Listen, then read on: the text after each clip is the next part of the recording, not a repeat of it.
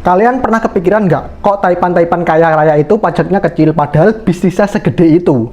Mereka itu bukan ngemplang pajak, tapi pakai strategi yang namanya holding company. Halo, nama saya Alhandoko, founder dari Jackfresh Finance Management. Dan hari ini saya bakal membongkar cara para Taipan mainin struktur bisnis buat ngurangin pajak secara legal. Jadi gini, holding company itu perusahaan induk yang punya atau ngontrol beberapa anak perusahaan. Fungsinya bukan buat jualan langsung, tapi ngatur aliran uang, aset, dan pajak.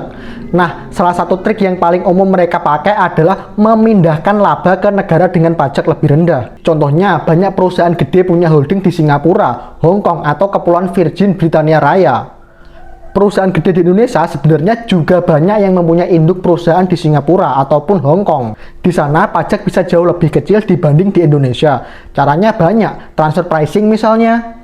Ini teknik di mana anak perusahaan bayar ke holding atas jasa tertentu, kayak biaya royalti, lisensi, atau manajemen. Karena biaya tinggi, laba anak perusahaan di Indonesia jadi kecil, pajak yang dibayar jadi lebih rendah.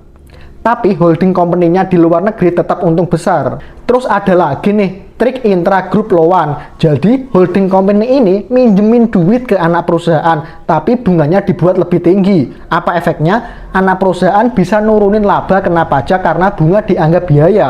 Holding company dapat pemasukan dari bunga tapi di negara dengan pajak lebih rendah. Dan yang lebih canggih, mereka nggak ambil untung langsung. Biasanya laba ditahan holding, nggak langsung dibagiin ke pemilik biar nggak kena pajak penghasilan pribadi. Kadang malah dimasukin ke trust atau yayasan biar aman dari pajak warisan. Yang selanjutnya mungkin kalian pernah dengar strategi double Irish with a duck sandwich. Ini pernah dipakai Google dan Facebook sebelum akhirnya dilarang.